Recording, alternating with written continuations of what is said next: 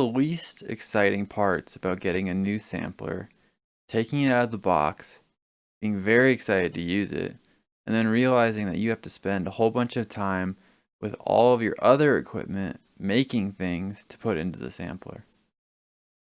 Now, you could have had something prepared already, or in the case of the Polyend Tracker, you could use its inbuilt radio receiver, capture samples from anywhere you are, even if you don't have a microphone. And so today I'm gonna show you how I made an ambient track using only samples that I got from the radio.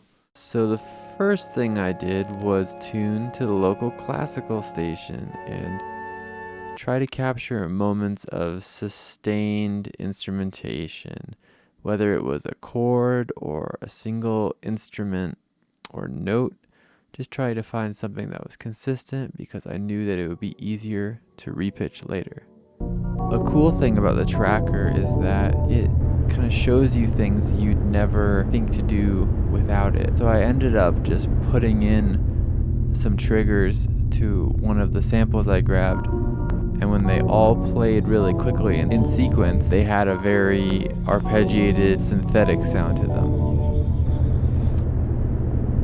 I also grabbed some talk radio and religious radio and put it backwards with some delay and put some chops in.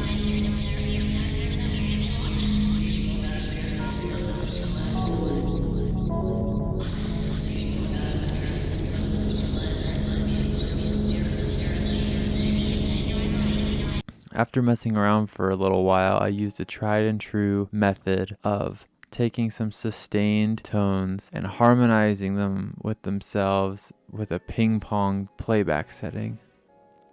And after adjusting the length of the pattern to ear, I started adding in some more harmonizing and adjacent tone sounds. Some from the same sample and some from others that I had grabbed from the classical station that had a similar quality.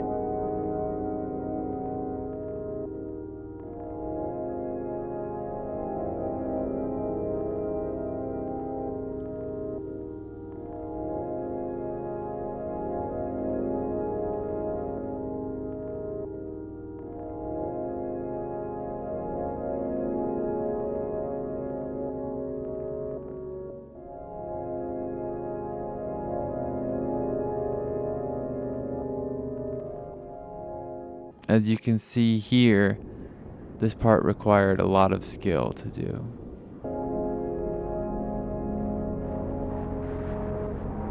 This is a good example of something that has that quality I'm talking about, where it's just a very clear, short sample of a chord that can be easily harmonized with itself.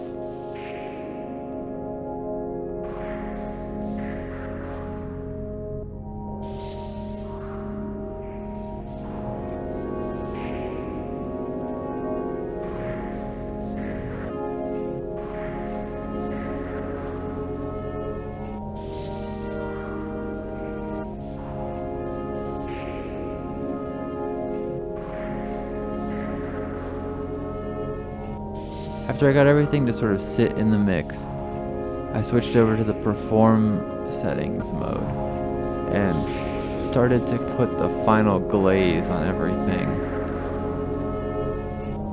The more that I use the tracker, the more that I find that these performance settings actually help me really discover the true flavor and texture of the patterns I've made.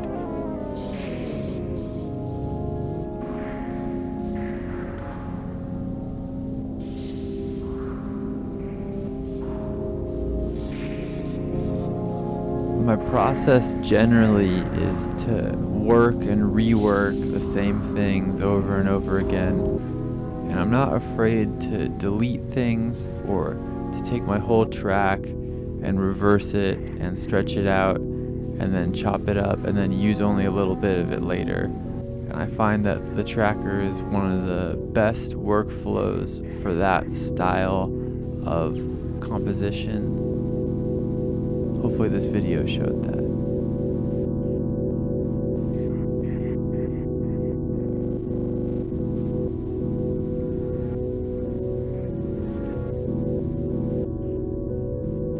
All right, well, hope you like that as much as I enjoyed making it. And yeah, if you enjoyed the video, Throw a like our way. Or subscribe to the channel or leave a comment. Feel free to hop into the Discord. If you're feeling even more crazy, you can watch me stream weird games and talk about all sorts of stuff On Twitch. The links for all that stuff is in the description. All right. Thanks.